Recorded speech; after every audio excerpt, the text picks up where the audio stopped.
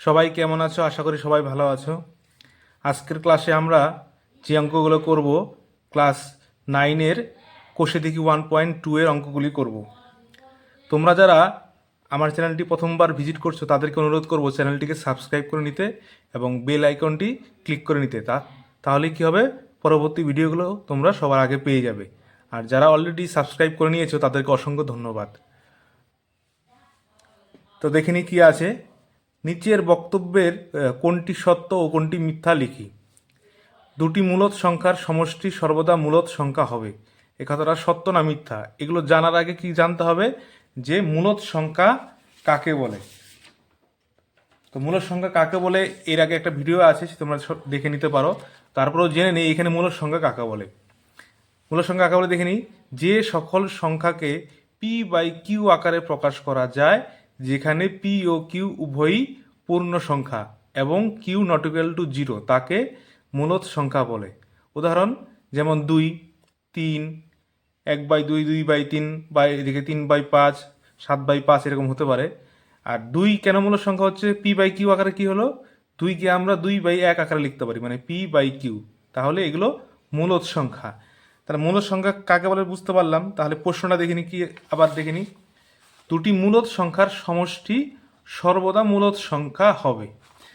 তাহলে এই কথাটা প্রমাণ করে দেখি যে দুটি মূলদ সংখ্যার সমষ্টি সর্বদা মূলদ সংখ্যা হয় কিনা। দুটি মূলদ সংখ্যা বলতে হতে পারে সমষ্টি 2 যোগ 2 সমান সমান 4। তাহলে 2ও একটি মূলদ সংখ্যা, এই দুটা তো 4ও একটি কিন্তু মূলদ সংখ্যা। তাহলে দুটি মূলদ সংখ্যার সমষ্টি 4 হলো, মানে মূলদ সংখ্যা হলো। তাহলে এই দিক থেকে কিন্তু এই কথাটি সত্য। আরেকটা দেখি কি হয়।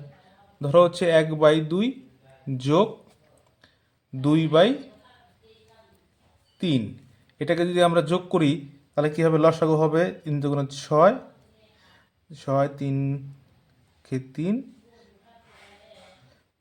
আর 2 × 4, তাহলে কত হলো 7/6। এটিও কিন্তু মূলদ সংখ্যা, সুতরাং কথাটা কিন্তু সত্য। তারপরে প্রশ্ন কি আছে, দুটি অমূলদ সংখ্যার সমষ্টি সর্বদা অমূলদ সংখ্যা হবে। তো এই কথাটা সত্য কিনা প্রমাণ করে দেখি। যে অমূলদ সংখ্যা, তো এখন অমূলদ সংখ্যা কাকে বলে সেটা আগে জানতে হবে, তারপরে তো বুঝতে পারবো। তো এখানে দেখিনি অমূলদ সংখ্যা কাকে বলে। অমূলদ সংখ্যা যে সকল সংখ্যাকে পি বাই কিউ আকারে প্রকাশ করা যায় না, যেখানে পি ও কিউ পূর্ণ সংখ্যা এবং কিউ নট ইকুয়াল টু 0, তাদের অমূলত সংখ্যা বলে। মানে অমূলত সংখ্যাটা ঠিক মূলত সংখ্যার বিপরীত, মানে মূলত সংখ্যাকে কি পি বাই কিউ আকারে প্রকাশ করা যায়, আর অমূলত সংখ্যা কি হয়, পি বাই কিউ আকারে প্রকাশ করা যায় না। এইটুকুই কিন্তু পার্থক্য। তাহলে উদাহরণটা কি আছে, √2, √3, √5, √7, এগুলো কিন্তু পি বাই কিউ আকারে লেখা যায় না, তাই এগুলোকে কি হচ্ছে অমূলত সংখ্যা। তাহলে অমূলত সংখ্যা কি বুঝতে পারলাম। তাহলে দেখে নিই, এইভাবে অমূলত সংখ্যা যদি করি, তা দুটি অমূলত সংখ্যার সমষ্টি যদি করি তাহলে কত হবে দেখি। √2 যোগ √3, এটা কি হবে, এটা কিন্তু এইভাবেই থাকবে, এটা কিন্তু যোগ করা যাবে না। তার মানে এটা কিন্তু অমূলত হলো। কিন্তু আমরা যদি এইভাবেই করি, ধরো হচ্ছে √5 যোগ -√5, এটা কিন্তু যোগই করলাম। তাহলে কি হচ্ছে দেখো, এখন যদি ব্রেকেটটা উঠিয়ে দিই, √5 প্লাসে মাইনাসে -√5, তো এই ক্ষেত্রে √5 থেকে √5 চলে গেলে কি হবে, 0 হয়ে যাবে। 0 কিন্তু একটি মূলদ সংখ্যা। তাহলে কি হলো, এই কথাটা কিন্তু ভুল প্রমাণিত হলো। কি ভুল প্রমাণিত হলো, যে দুটি অমূলদ সংখ্যার সমষ্টি সর্বদা অমূলদ সংখ্যা হবে। এই ক্ষেত্রে কিন্তু কি হলো, অমূলদই থাকলো, কিন্তু এই ক্ষেত্রে যোগ করে কিন্তু মূলদ সংখ্যা চলে আসলো। তার মানে এই কথাটা কিন্তু মিথ্যা।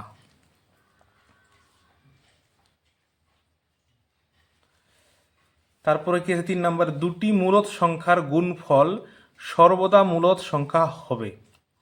দুটি মূলদ সংখ্যার গুণফল, ধরে নাও 2 × 3 কত হবে, 6। তাহলে 6 একটি মূলদ সংখ্যা, প্রমাণিত হয়ে গেল দুটি মূলদ সংখ্যার গুণফল বা এইভাবে যদি করি আমরা, ধরো 2/3 গুণন 3/4, এটাকে যদি গুণ করে কত হবে? 3 দুগুণে 6, 3 4 12। এটাও কিন্তু মূলদ সংখ্যায়, তার মানে কি দুটি মূলদ সংখ্যার গুণফল সর্বদা কি হলো? মূলদ সংখ্যায় হলো, তাহলে কথাটি সত্য। তারপরে কি আছে? দুটি অমূলদ সংখ্যার গুণফল সর্বদা মূলদ সংখ্যা হবে। দুটি অমূলদ সংখ্যার গুণফল সর্বদা মূলদ সংখ্যা হবে। দেখি অমূলদ সংখ্যা গুণ করি। ধর হচ্ছে √2 গুণন √3 কত হবে? √6। তাহলে দুটি অমূলদ সংখ্যার গুণফল কি হয়ে গেল? এখানে কিন্তু অমূলদ হয়ে গেল, তার মানে কিন্তু এই কথাটা কিন্তু কি হলো? মিথ্যা। ঠিক আছে।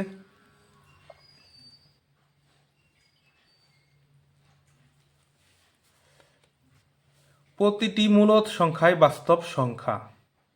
বাস্তব সংখ্যা কিন্তু দুই প্রকার, একটা হচ্ছে মূলদ সংখ্যা আর হচ্ছে অমূলদ সংখ্যা। সুতরাং বাস্তব সংখ্যার মধ্যেই কিন্তু মূলদ সংখ্যা পড়ে এবং অমূলদ সংখ্যা পড়ে। তো প্রত্যেকটা মূলদ সংখ্যা কি? বাস্তব সংখ্যা, এটা সত্য।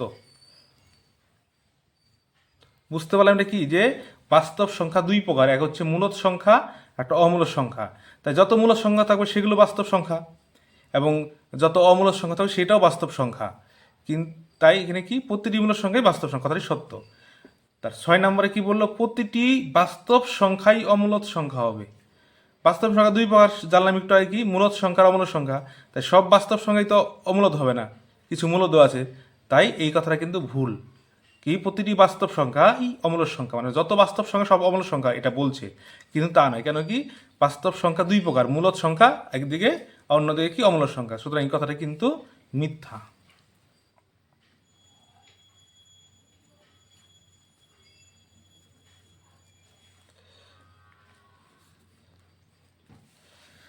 এরপরে আগে কি আছে দেখি। তাকে কি আছে? অমূলদ সংখ্যা বলতে কি বুঝি? 4টি অমূলদ সংখ্যা লিখি। এর আগে তোমরা দেখে নিলে অমূলদ সংখ্যা কাকে বলে, তবুও তোমরা একবার দেখে নাও যে সকল সংখ্যাকে p/q আকারে প্রকাশ করা যায় না, যেখানে p ও q পূর্ণ সংখ্যা এবং q ≠ 0 তাদের অমূলদ সংখ্যা বলা হয়, যেমন √2 √3 √5 √7। ঠিক আছে, তাহলে হয়ে গেল 2 নম্বর। দেখি 3 নম্বরে কি আছে। 3 নম্বরে কি দেওয়া আছে? কি নিচের সংখ্যাগুলির মধ্যে কোনটি মূলদ সংখ্যা এবং কোনটি অমূলদ সংখ্যা লিখি। কি দেওয়া আছে? 1 নম্বর √9।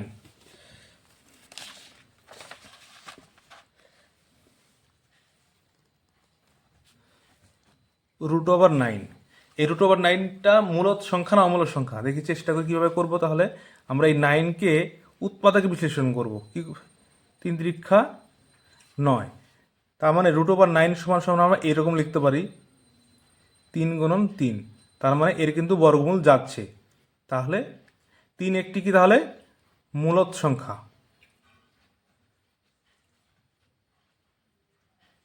তার মানে √9 কি? একটি মূলদ সংখ্যা। তারপরে কি দেওয়া আছে? √225। √225। তো √225কে আমরা কীভাবে একইভাবে কি করব? উৎপাদক বিশ্লেষণ করব। 4 5 20, 2 5 25, 5 5 25, 5 9 45, 3 3 9। তাহলে √225কে আমরা এইভাবে লিখতে পারি 5 গুণন 5 গুণন 3 গুণন 3। তাহলে কিন্তু এখানে কি হচ্ছে? বর্গমূল কিন্তু যাচ্ছে, একটা 5 আর একটা 3, মানে 3 5 15 কিন্তু হয়ে যাচ্ছে। তার মানে 225-এর বর্গমূল কত? 15। তাহলে এটা কি? একটি মূলদ সংখ্যা।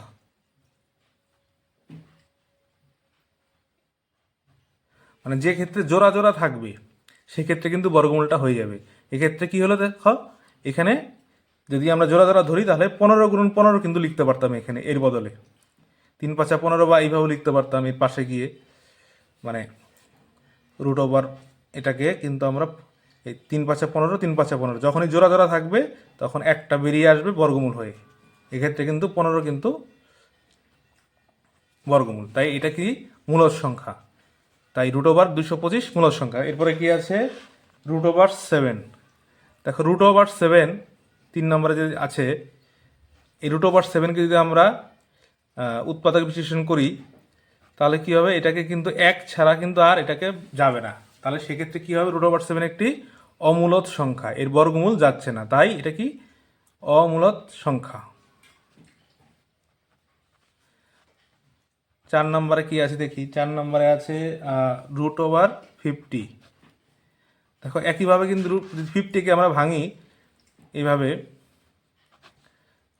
25 × 50, 5 × 5 = 25। দেখো এখানে কিন্তু জোড়া জোড়া নেই, মানে আমরা যদি ভাঙি √50কে তাহলে কিন্তু আমরা জোড়া জোড়া পাবো না, কেন কি 5-এর জোড়া আছে, 2-এর জোড়া নেই, তার মানে এটা বর্গমূল যাবে না, তাহলে এটা কি হবে, এটি একটি অমূলদ সংখ্যা।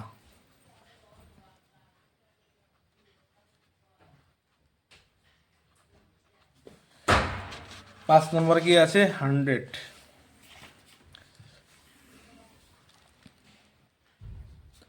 √100, √100কে যদি আমরা ভাঙি তাহলে কি হবে, 50 × 100, 2 দিয়ে ভাঙবো, 25 × 50, আবার এটাকে 5 দিয়ে ভাঙবো, 5 × 5 = 25, তাহলে √100 মানে কত হচ্ছে, 2 × 2 × 5 × 5। দেখো এখানে কিন্তু জোড়া জোড়া আমরা কিন্তু পেয়ে যাচ্ছি, তার মানে এই 2 থেকে একটা 2 বেরোবে, 5 থেকে একটা 5 বেরোবে, তাহলে 5 × 2 = 10 হবে এর বর্গমূল। 10টা কি আমরা জানি মূলদ সংখ্যা, তাহলে √100 কি একটি মূলদ সংখ্যা। তারপরে কি আছে 6 নম্বরে -81, √81। তাহলে 81কে যদি আমরা ভেঙে নিই তাহলে কি হবে, 81কে যদি ভাঙি, 3 দিয়ে ভাঙবো, 3 × 2 = 6, 2 1 3 7 21, 3 9 27, 3 3 9। তাহলে কিন্তু এখানে কিন্তু দেখো জোড়া জোড়া পেয়ে গেলাম, তাহলে -3 × 3 × 3 × 3, তাহলে প্রত্যেক জোড়া থেকে কি হবে, একটা করে বেরিয়ে আসবে, এই জোড়া থেকে একটা 3, এই জোড়া থেকে একটা 3, 3 × 3 = 9, তাহলে -9 পেয়ে গেলাম আমরা বর্গমূল। তাহলে √81 হচ্ছে কি একটি মূলদ সংখ্যা।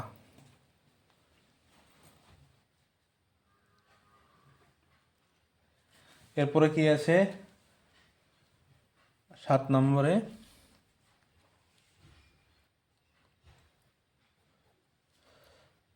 √42।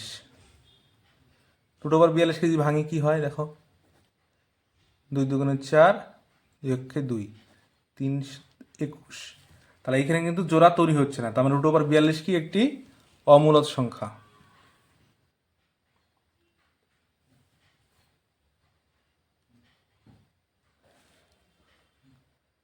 √29, 8 নম্বরে কি আছে √29। দেখো √29কে কিন্তু ভাঙা যাবে না, তার মানে কি অমূলদ সংখ্যা।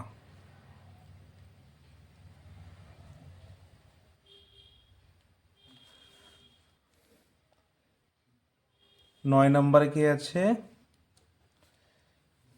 -√1000। 1000কে যদি আমরা ভাঙি তাহলে দেখো কি হয়, 2 দিয়ে 5 × 2 = 10, 0, 2 দিয়ে 25 × 2 = 50, 2 দিয়ে 2 × 2 = 2 × 4, 5 × 2 = 10, তারপরে 5 দিয়ে 5 × 2 = 10, 2 5 25, 5 5 25। দেখো এখানে কি হচ্ছে, 5-এর একটা জোড়া আছে, 2-এর একটা জোড়া আছে, আর 2 5-এর কিন্তু কোনো জোড়া নেই, তাহলে এটা কি হবে, এটা কিন্তু বর্গমূল যাবে না, তার মানে এটি কি এটি অমূলদ সংখ্যা। অমূলদ সংখ্যা। বুঝতে পারলাম সবাই, আশা করি সবাই কমেন্ট করে জানাবে কোথায় বুঝতে পারলে কি পারলে না। ধন্যবাদ।